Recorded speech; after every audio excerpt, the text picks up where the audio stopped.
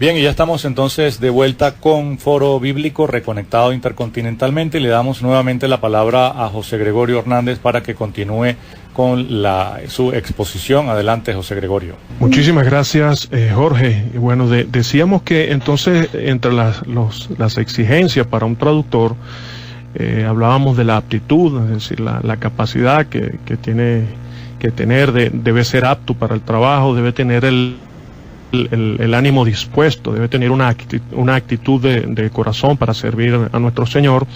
También es necesario que conozca profundamente los textos y lo que está haciendo, es decir, debe tener cierta erudición y debe ser necesariamente también un buen teólogo. Debe tener celo, debe tener mucha paciencia y una fidelidad intransigente a lo que dice la palabra. Es decir, no debe transigir hacia otro tipo de traducción, sino solo aquella que diga la palabra. Y yo les compartía primera a los Corintios 4:6, que Pablo dice: pero estas cosas, hermanos, las he aplicado en figuras a mí y a Apolos por causa de vosotros, para que en nosotros aprendáis lo de no sobrepasar lo que está escrito. Entonces, sumamente importante para el traductor no ir más allá, no sobrepasar lo que está escrito. Estamos en la lámina 18, vamos a pasar a la lámina 20.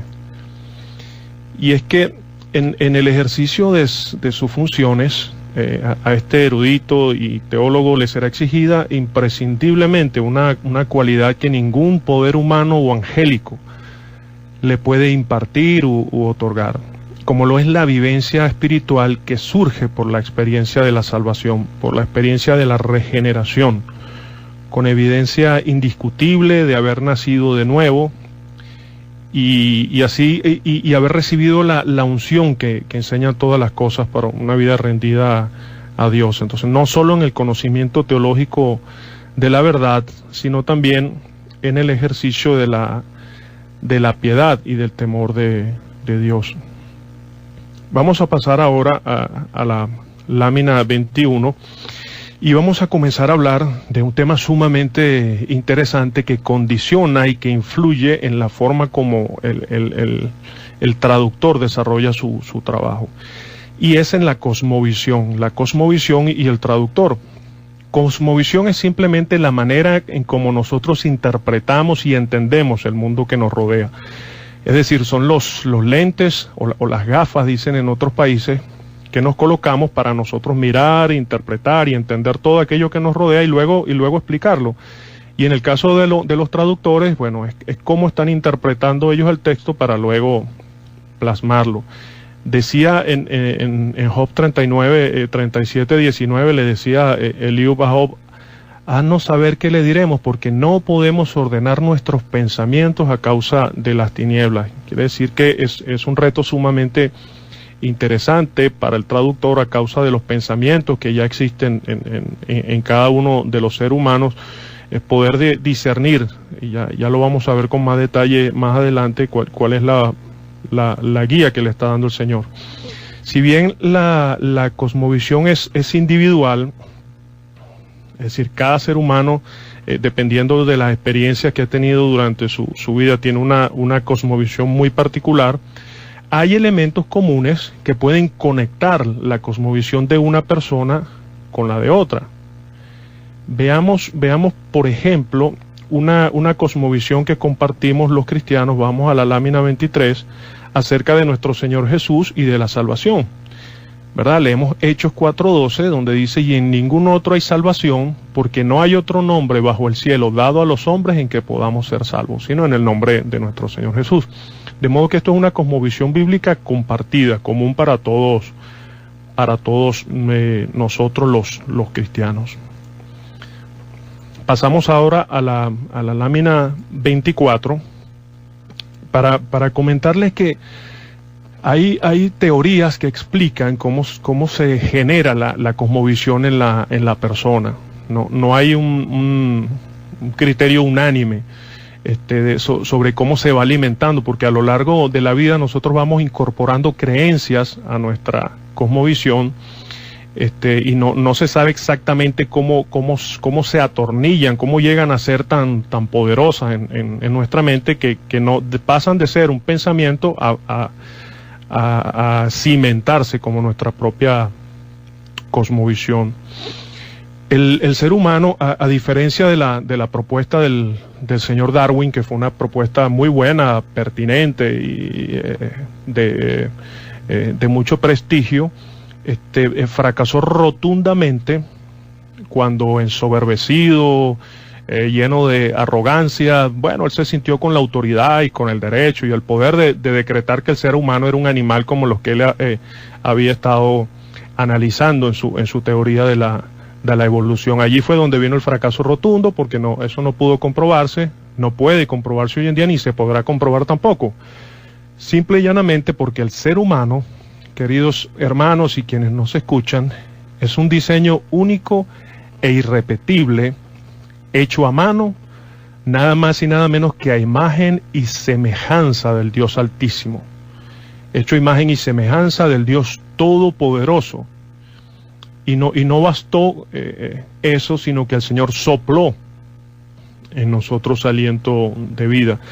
De modo que el ser humano es una creación poderosísima de Dios.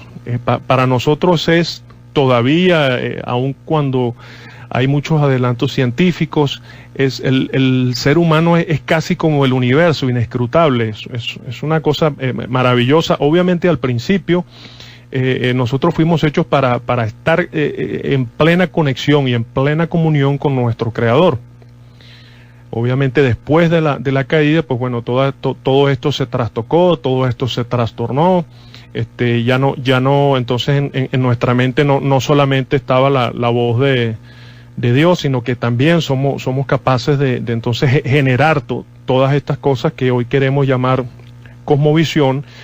Y particularmente quiero referirme a las redes neuronales que se van formando en nuestro cerebro. No voy a usar expresiones técnicas, lo voy a tratar de decirlo en un lenguaje muy llano y muy sencillo. Pero miren, nuestro cerebro es como un gran disco duro. Es como un gran disco duro donde se van almacenando ciertos programas. Estos programas determinan la forma como nosotros interpretamos lo que está sucediendo. Estos programas nos dicen cómo debemos reaccionar ante un evento, sea cual sea, incluyendo una traducción. Estos programas se van alimentando con nuevas creencias y van formando un almacén cada vez más y más grande.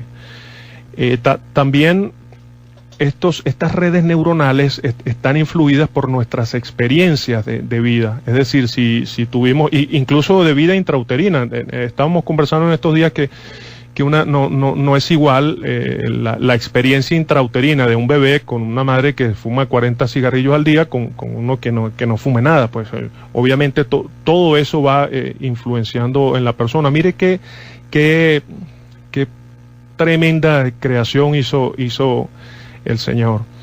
Entonces, todas nuestras experiencias durante la vida se van almacenando de alguna forma u otra. Nuestro cerebro tiene el poder dado por Dios para clasificarlas y para establecer de qué forma, establecerlas como un programa para reaccionar. A mí me gusta esa imagen porque la comprendemos en esta era en la que estamos bastante familiarizados con las computadoras y con todas estas cosas.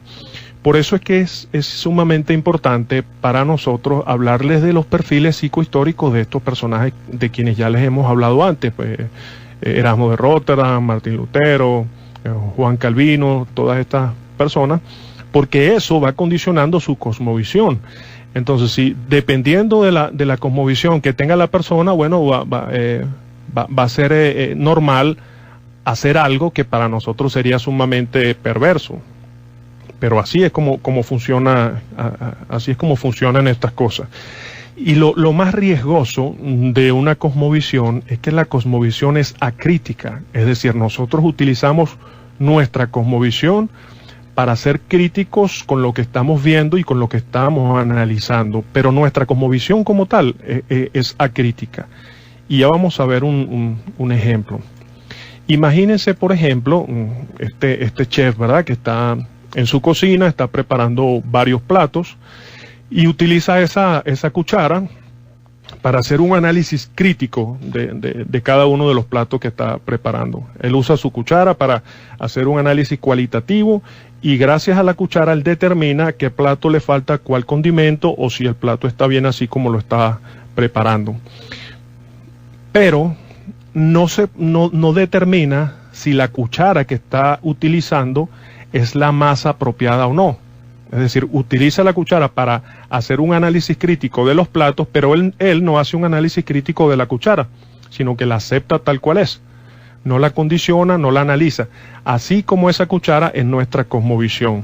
Es lo que nos sirve para verificar lo demás, pero en muchos casos no nos damos cuenta que la estamos usando y no somos críticos con ella. Vamos a la lámina 26. Y es que en el caso que nos ocupa, la línea que divide una traducción que surja de la cosmovisión del traductor a una que surja de la guía del Espíritu Santo es sumamente delgada. Y en muchos casos es hasta imperceptible.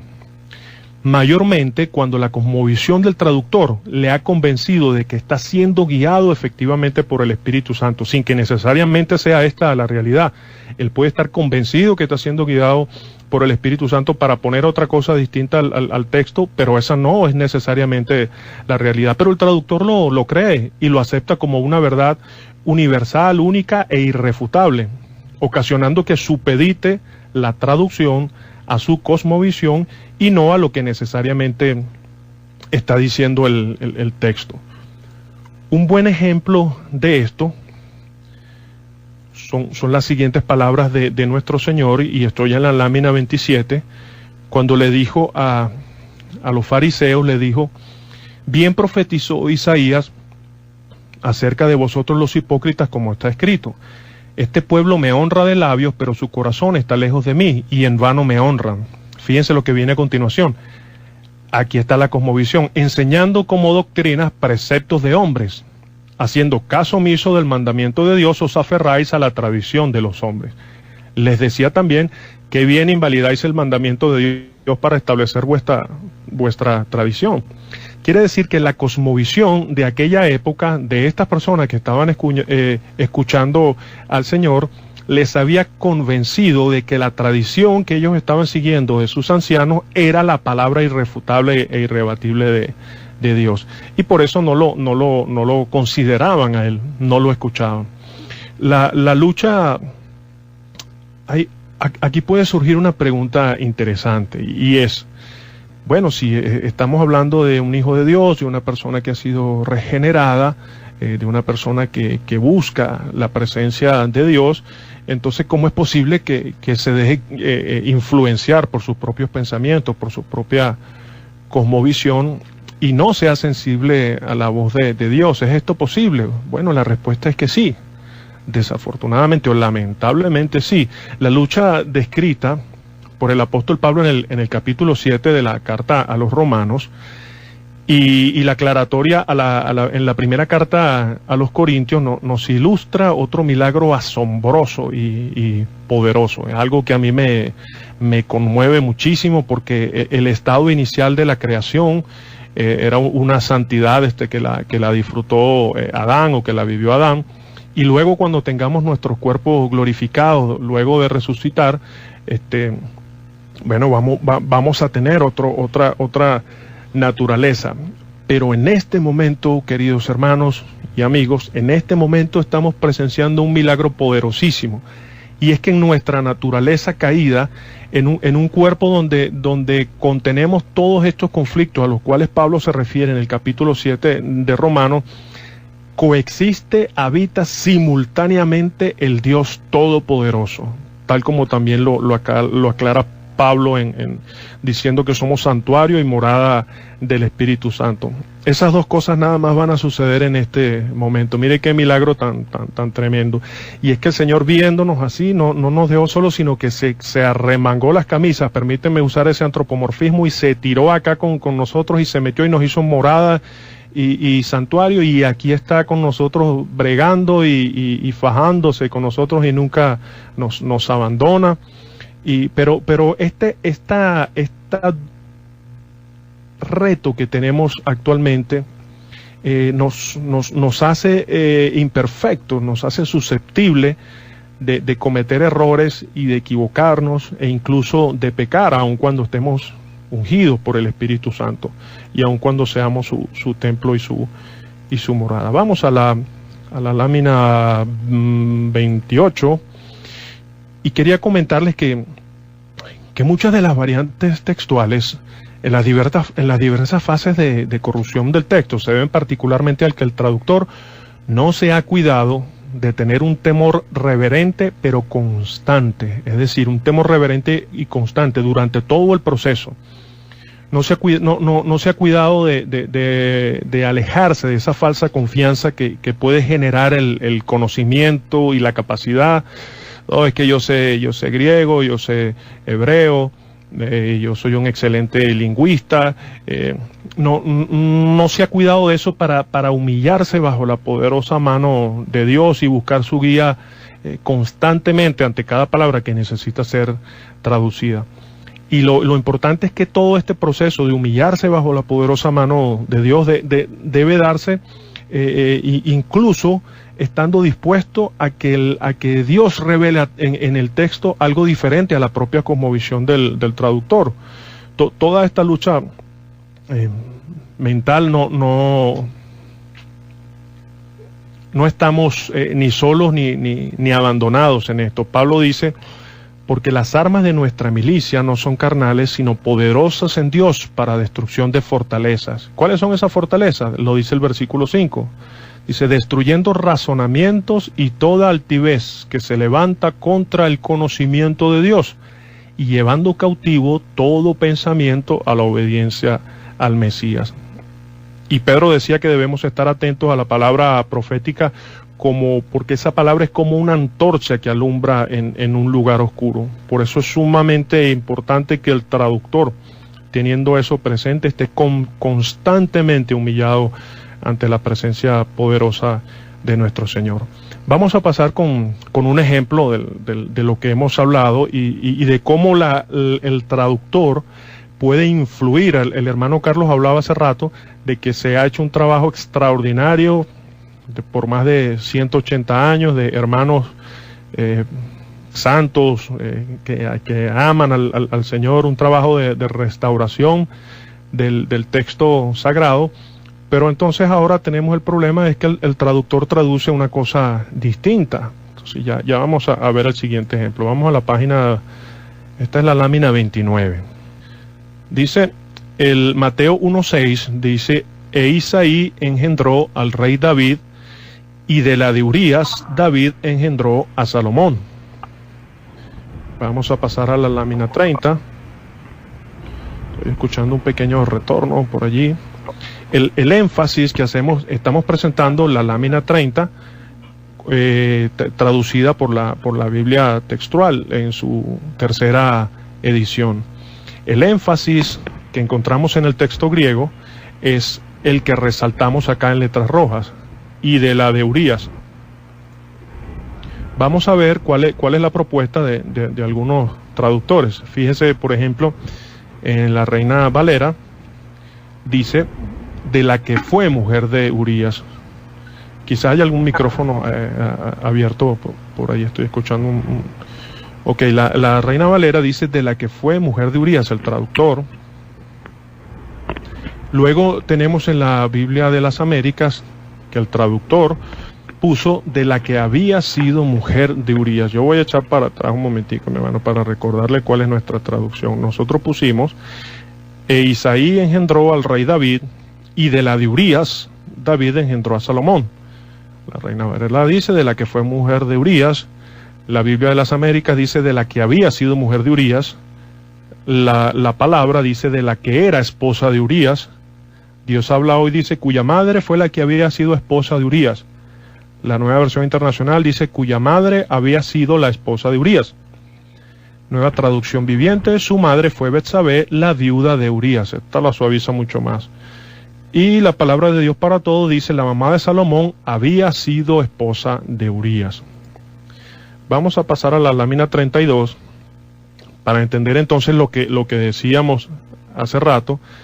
con relación a al trabajo de restauración que se ha hecho tan fuerte a lo largo de siglos, pero entonces ahora teniendo un texto crítico restaurado en un 99%, pues entonces ahora vemos cómo es el traductor el que sin contemplación, a mí me gusta usar esa expresión, aunque sea un poco fuerte, porque sin contemplación hacia el lector traduce una cosa que se aparta completamente del original. Ok, aquí tenemos al amigo de la lupa. Entonces vamos a meterle la lupa a Mateo 1:6, a ver entonces qué es lo que exactamente dice Dios en su palabra y qué fue lo que tradujeron. Aquí vemos en el Códice Vaticano, tenemos el texto acá de Mateo 1:6, vamos a la lámina 35 para verlo encerrado, que ya acá tenemos, ¿verdad?, el texto de Mateo 1:6. Eso a quienes lean el griego, esto es un códice uncial, por eso están las letras todas en mayúscula. Pasamos a la lámina 36 y aquí podemos ver, mis queridos amados hermanos y amigos, qué es lo que dice literalmente el texto. Aquí dice Yesai es decir, Isaí, y Egenesen engendró, Ton, que es el artículo a Dahuella, a David, Ton, que es el otro artículo, Basilea, rey. Dice Isaí y engendró a David, el rey. Luego la línea siguiente dice David, otra vez y engendró a Salomón, Egde, que es el artículo en genitivo de Urías. Isaí y engendró a David, el rey. David y engendró a Salomón de la de Urías. Se fijan que por ninguna parte del texto aparece la palabra mujer, viuda, esposa o concubina. Voy a retroceder un segundito nada más aquí. Ok, fíjense cómo pierde toda la fuerza el texto cuando le ponen de la viuda de Urías, de la que había sido esposa de Urías, cuya madre había sido la esposa de Urías. Pierde completamente toda la fuerza, el drama que Dios quiso transmitir en su palabra, cuando le agregan sin ninguna razón mujer, viuda, esposa o concubina, y desplazan la fuerza que tiene el texto, que fue mujer que la engendró a Salomón de la de Urías. Está resaltando, está fortaleciendo, está trayendo el pecado que cometió David a la hora de concebir a Salomón. Y bueno, aquí tenemos esta hermosa pintura de Rembrandt, donde bueno, hace una representación de el rey David en el momento en que está enviando a Urías a que fuese asesinado prácticamente. En este momento vamos a darle la palabra a nuestro hermano José Antonio Septién, quien va a continuar, o vamos a una pausa. Ok, bueno, podemos recordemos a quienes nos están oyendo por primera vez, o a quienes no conocen la historia de David y Urías, pudiéramos hacer una paráfrasis en este minuto que nos queda y así ir a la pausa y luego regresar con el hermano José Antonio. Y es que David, en los tiempos en que los reyes salían a batalla, bueno, se había quedado en su palacio y estaba caminando por una de las terrazas y vio a una mujer que se estaba bañando y la codició, la llamó valiéndose de su poder y de su autoridad como rey, tuvo relaciones sexuales con ella y la mujer quedó embarazada. Esa mujer era Betsabé y era esposa de Urías. Urías era extranjero, era un hitita, era eteo, y estaba en ese momento en batalla, estaba en el campo de batalla, y al David notar que cuando Betsabé le dijo que estaba embarazada, él llamó a Urías y trató de engañarlo, lo emborrachó para que él se acostara con su esposa, y así entonces montarle, como decimos aquí en Venezuela, montarle la barriga de David, montársela a Urías. Y bueno, Urías no se prestó para eso, rechazó, al estar sus compañeros en batalla, rechazó quedarse con su esposa y finalmente David lo mandó a matar. Y ese es el pecado reflejado allí. Vamos a la pausa y ya regresamos. Muy bien, estamos de regreso entonces en la pausa y damos nuevamente la palabra. En este momento creo que le corresponde, según anunció José Gregorio Hernández. Voy a continuar. Continúa José Gregorio Hernández, entonces adelante, José Gregorio. Gracias, Jorge, muchas gracias. Era para concluir la historia anterior. ¿Se escucha otra vez el retorno? Ok, yo asumo que me están escuchando bien. Bueno, entonces quería aclararle, que luego de este embarazo de David con Betsabé, que no fue del rey Salomón, Urías se negó a acostarse con ella, ni siquiera entró a la casa. David lo intentó varias veces, no lo logró. Y bueno, David luego mandó a través del propio Urías una carta al comandante del ejército israelita para que lo pusieran en la parte más fuerte de la batalla y lo dejaran solo para que lo mataran. Lo sucedió, es decir, fue un asesinato, un homicidio terrible. Y como consecuencia de eso, ese bebé, producto de esa unión, pues también falleció. Y ese es el énfasis de Dios al revelar su palabra en Mateo 1:6, cuando dice, y de la de Urías, David engendró a Salomón. Entonces, ahora sí le doy el pase a mi hermano José Antonio Septién, que está en Querétaro, México. Adelante, hermano.